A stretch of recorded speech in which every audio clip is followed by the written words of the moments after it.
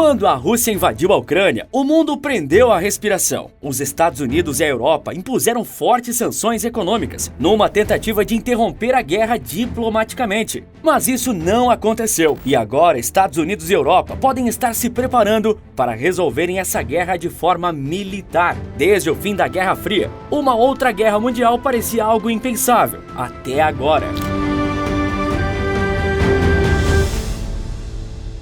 No momento em que as tropas russas cruzaram a fronteira ucraniana, na madrugada do dia 24 de fevereiro, a geopolítica mundial mudou de forma drástica. De forma tão drástica que do dia para a noite, o medo de uma guerra nuclear voltou a ser algo presente em todo o mundo. À medida que os ataques russos se desenrolavam naqueles primeiros dias de invasão, os Estados Unidos reafirmaram sua posição de liderança mundial. A Europa voltou a se unir em uma só causa e o resto do mundo adotou uma posição de sinalização de apoio à Ucrânia, diante de um ataque brutal e, para grande parte dos países, injustificável. Quase 5 meses se passaram desde então e o conflito está tomando contornos cada vez mais dramáticos, com consequências devastadoras. Isso tudo no meio de uma crise econômica que é impulsionada pelo conflito e suas sanções. E 3 coisas se tornaram muito claras nesse meio tempo: o fortalecimento da OTAN, o aumento de tropas americanas na Europa e o estreitamento dos laços da Rússia com a China e países emergentes,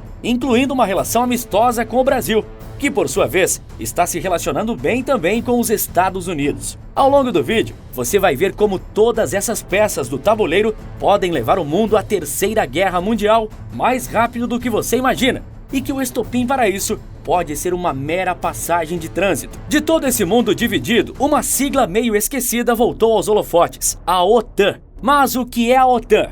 Essa organização que tanto tem sido comentada nos últimos meses. OTAN é a sigla para a Organização do Tratado do Atlântico Norte, uma aliança militar de defesa criada em 1949, liderada pelos Estados Unidos no início da Guerra Fria. E qual era o intuito dessa aliança? Como a OTAN surgiu graças aos Estados Unidos, o intuito inicial era impedir o avanço da União Soviética sobre o continente europeu. E como isso seria feito? É simples. Ao entrar na OTAN, todos os países membros se submetem às suas regras, e uma dessas regras é a peça mais importante do jogo. Se um país membro da aliança for atacado sem antes ter provocado esse ataque, todos os outros países da OTAN têm a obrigação de defendê-lo.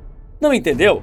Deixa eu te explicar melhor. Se, por exemplo, a Rússia atacar a Polônia, sem que a Polônia tenha atacado antes, os Estados Unidos, o Reino Unido, a França, a Alemanha, Turquia e vários outros países têm a obrigação de defender a Polônia militarmente, ou seja, entrar em um conflito armado direto com a Rússia. Isso significa enviar tropas. Soldados americanos podem morrer para defender um outro país, desde que ele tenha sido atacado sem provocar o agressor, que nesse exemplo seria a Rússia. E esse é um cenário que o mundo todo teme, pois não é impossível de vir a acontecer. Mas você pode se perguntar: já que a União Soviética não existe mais, a OTAN perdeu seu propósito? Essa pergunta poderia ter uma resposta diferente se fosse feita no ano passado, mas agora vivemos em um mundo relativamente parecido com o mundo de 1949, quando a OTAN nasceu. A Rússia é a sucessora natural da antiga União Soviética, mas passou as últimas 3 décadas em relativa harmonia com os países membros da Aliança de Defesa,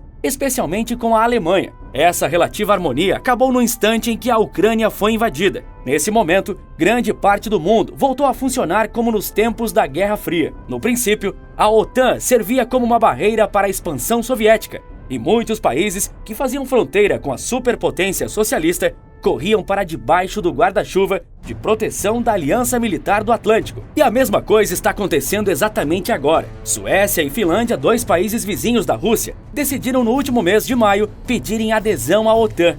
O motivo? Medo de sofrer uma invasão e tentativa de frear uma futura incursão militar russa. Só que para aderir à aliança, todos os países membros devem concordar com a entrada do país que está se candidatando, mas um dos membros da OTAN não concordou com a adesão de Finlândia e Suécia de imediato: a Turquia.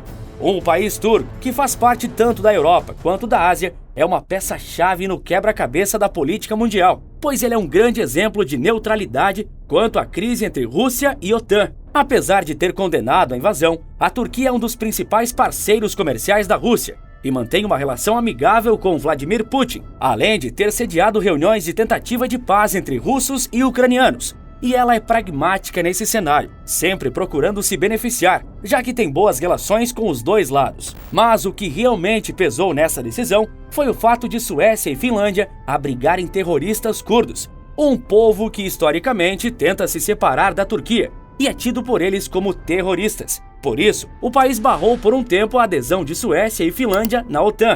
Contudo, depois de semanas de impasse, os três países resolveram suas diferenças quanto às exigências turcas. A neutralidade deu resultados, e daqui a pouco você verá como o Brasil está se dando bem sem se expor tanto nesse cenário de crise política. No fim, a Turquia conseguiu o que queria, e a OTAN está a um passo de se tornar maior. Um conflito direto e nuclear entre Rússia e OTAN é algo ainda improvável, pois isso acarretaria em consequências catastróficas. Mas um comandante do exército britânico deu uma declaração chocante sobre esse possível conflito, como você verá daqui a pouco.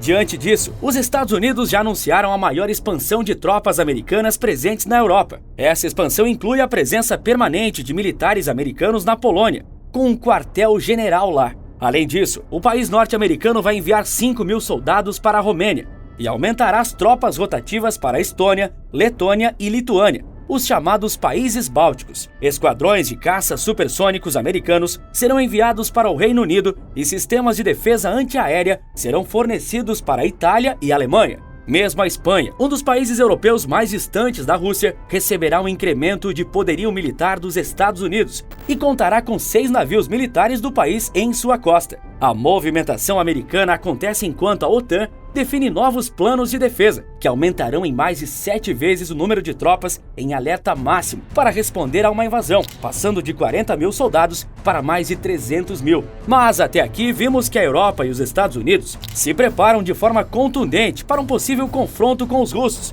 Mas e os outros países do globo? O grande país que se destaca como aliado de Vladimir Putin é a China. E essa amizade pode ser vista como a inauguração de uma simples ponte que liga a Rússia e a China sobre o rio Amur, uma das fronteiras entre os maiores países do mundo e o país mais populoso do planeta. Foi inaugurada uma ponte no início de junho, à medida que o Ocidente tenta, de todas as formas, isolar a Rússia do resto do mundo. Esse isolamento, além de sufocar a economia russa, que deve cair 7,5% neste ano, serviu também para aproximar o país de aliados asiáticos e até latino-americanos. Com o gás natural e o petróleo russo, dos quais a Europa é fortemente dependente, sofrendo embargos e restrições no continente, o país de Putin procurou alternativas e as encontrou na China e na Índia. Em maio, a Índia importou cerca de 800.000 barris de petróleo por dia da Rússia e a agência Fitch estima que esse número possa em breve chegar a 1 milhão de barris por dia, o que representa 20% das importações indianas. Esse número era de apenas 1% antes da invasão, segundo a BBC. A Rússia também se tornou o maior fornecedor de petróleo para a China após o início da guerra, ultrapassando a Arábia Saudita e exemplificando a boa relação entre os dois países. E o que esses três países têm em comum? Você sabe me dizer? Se você disse eles fazem parte do BRICS, você acertou. BRICS é a sigla do grupo de países emergentes composto por Brasil, Rússia, Índia, China e África do Sul. E aqui entra uma parte importante da neutralidade brasileira no mundo atual. Sim, o Brasil condenou a invasão russa no Conselho de Segurança da ONU, mas na prática nosso país ainda mantém uma relação bastante amigável com a Rússia. E aparentemente, isso não deve mudar tão cedo, nem mesmo com uma possível troca de governo ao fim desse ano. Uma semana antes da invasão, o presidente Jair Bolsonaro visitou Moscou e se encontrou com o presidente Vladimir Putin em um claro sinal das boas relações dos dois países, que melhorou durante todo esse século, independente dos vários presidentes brasileiros que tivemos no período. A Rússia é um importante parceiro comercial brasileiro, muito por conta dos fertilizantes, item essencial para o agronegócio do Brasil, que é o principal pilar da nossa economia. Esses fertilizantes são parte essencial para o Brasil não se indispor com a Rússia, que por sua vez já garantiu que continuará fornecendo os fertilizantes de forma ininterrupta, o que já vem acontecendo desde o começo de junho. Nós já recebemos quantidades recorde de fertilizantes e somos um dos poucos países com a safra de 2023 garantida. Também em junho, ocorreu uma reunião entre os países do BRICS. Essa reunião foi importante em dois aspectos para a Rússia, para ela mostrar que não está isolada do mundo, como os Estados Unidos e a Europa queriam que parecesse, e também porque reafirmou os laços comerciais dos países membros. Na reunião, Putin afirmou que a Rússia está redirecionando seu comércio e suas exportações de petróleo para países dos BRICS. Isso vai na contramão da reunião do G7, grupo das 7 maiores economias do mundo, que quer estipular um teto para o gás e o petróleo que faria com que o país comercializasse menos esses recursos naturais e, consequentemente, recebesse menos dinheiro. Como disse no início do vídeo, a Europa e especialmente a Alemanha mantiveram uma relação harmoniosa com a Rússia, sendo que os alemães têm 49% de sua energia gerada pelo gás russo. Uma dependência difícil de ser quebrada, sem que os efeitos colaterais para a Alemanha sejam menos danosos que os efeitos contra a Rússia. Mas a Europa parece disposta a prosseguir com as sanções, assim como os outros países europeus, mesmo os pequenos, que seguem com as sanções, e isso pode ser a faísca mortal nesse barril de pólvora, tudo por causa do bloqueio de uma linha de trem. A Europa, como você já sabe, está bloqueando mercadorias russas, desde seu transporte até sua compra. Mas existe uma região da Rússia que tem o nome de Kaliningrado, que está separada do país, cercada por Lituânia, Polônia e Belarus. E essa região só se conecta com a Rússia continental por causa de uma linha de trem que atravessa Belarus e Lituânia. Mas a Lituânia simplesmente bloqueou a passagem de mercadorias para Kaliningrado, dizendo estar apenas cumprindo as sanções que a Europa impôs. Na prática, isso está isolando uma cidade russa da própria Rússia. Isso enfureceu o governo russo, já que Kaliningrado é vital tanto militarmente quanto comercialmente para o país, e torná-la inacessível dificulta o escoamento dos produtos do país, além de ser visto como uma afronta. Mas a Lituânia é um país membro da OTAN, o que praticamente impede a Rússia de atacar o pequeno país. Aliás, você lembra o que acontece se a Rússia fizer isso, não é? Pois bem, diante dessas tensões, o país russo exige que o trânsito com Kaliningrado seja restabelecido, o que ainda não foi feito, passados quase 3 semanas de bloqueio. Esse está sendo um ponto crítico da relação entre OTAN e Rússia, pois o país membro da aliança está comprando uma briga com o gigante país euroasiático. Diante desse cenário de impasse, e que está elevando as tensões a níveis há muito tempo não vistos, um comandante do Reino Unido, General Patrick Sanders, disse a seguinte frase a seus oficiais: "Se preparem para lutar contra a Rússia e vencer a guerra." Parece que não é só o Reino Unido que está se preparando. Ao passo que a Rússia continua avançando sobre os territórios ucranianos, os Estados Unidos passam a enviar mais armamentos pesados ao país atacado, e a Europa se une em prol de sua própria defesa. Todos os lados parecem estar preparados. A questão é o que vai acontecer com toda essa preparação. Nada seria a melhor opção. E se você quiser descobrir como eu fiz para criar um negócio produzindo esse tipo de vídeo e viver disso,